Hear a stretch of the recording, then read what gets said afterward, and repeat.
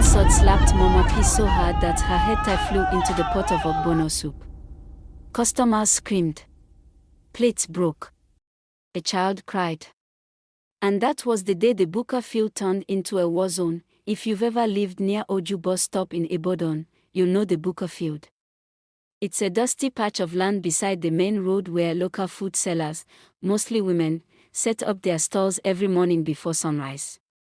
By 6 a.m., smoke is already rising, and the smell of fried fish, amla, and goat meat pepper soup floats in the air like a call to battle. In that field, 3 women ruled the space: Mama Sod, Mama Peace, and Ayabos. And they were not friends. In fact, if they greeted each other good morning, just know one pot of soup is about to spoil. Mama Sod was the first to arrive on the field. She had been selling amla and yudu for 12 years, ever since her husband left her with 4 children and one leg problem. People liked her food because she used locust beans and always added extra meat when nobody was looking. Mama Peace came 3 years later. She was younger, louder, and prettier. Her pepper soup made even Kiki drivers forget their passengers. But she was a sharp-mouthed woman. She would tell customers, "Don't eat from Mama Sod, she doesn't wash her hands." Of course, nobody ever saw her wash hers too. Then came Ayabos, the quiet one. She sold rice, beans, and plantain. She didn't talk too much, just smiled and served. But she had something the others didn't have: a daughter with big hips who served food like a waitress in a fancy restaurant. The young boys came for the jollof, but they stayed for Boza's daughter. Every day, the battle started around 7 a.m., customers would walk in, and all 3 women would start shouting at once, "Brother Kana, come and eat correct amla, not nonsense. Don't mind her. I even saw cockroach in her pepper yesterday. Rice is ready. No queue here." Oh. Sometimes, they would drop prices just to snatch customers from one another. Sometimes, they added extra meat just to spite the others, and sometimes they fought, not play fight, real fight. One Wednesday morning, it started like usual. Heat, smoke, noise. A man walked in, one fine man in clean clothes, driving a silver Toyota Camry. All 3 women looked at him like money had walked on 2 legs. He said he wanted small rice and stew. Mama Sod shouted, "Come here, sir. Taste rice like heaven." Mama Peace snapped, "Don't mind her. My stew is fresh.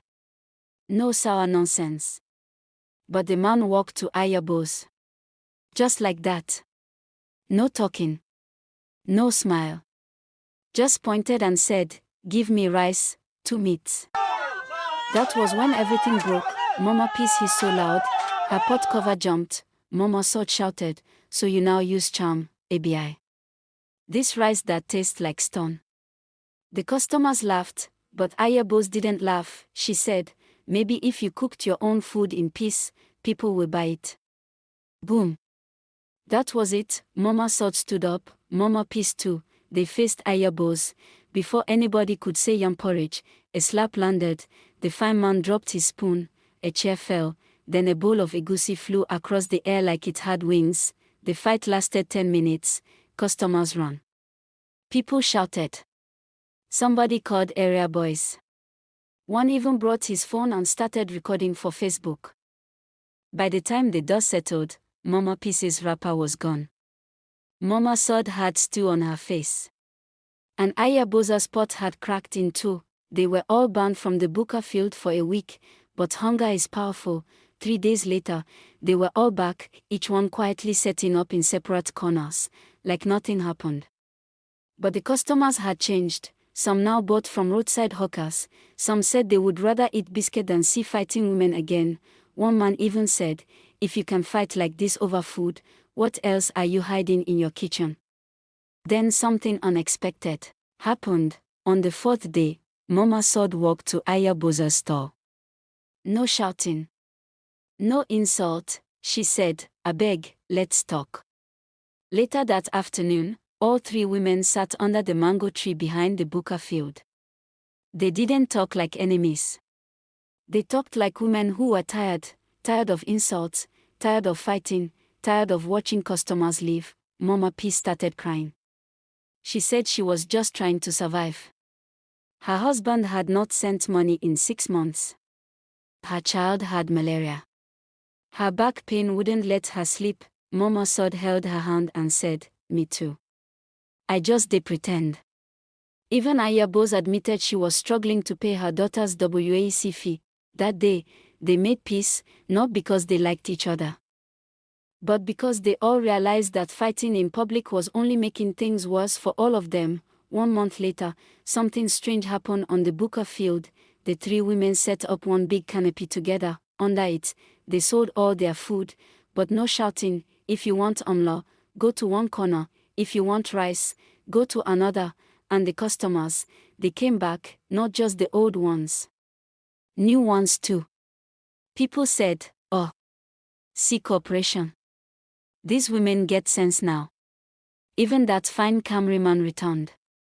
He smiled this time and said, "Your pea soup tastes better than was too."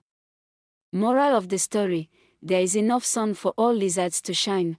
When we fight over what we can share, we all lose, but when we work together, even small fire can cook a big pot. Let this story remind you that sometimes, the person you think is your enemy is just another person trying not to drown. And that true strength is not how loud you shout, but how well you share the space.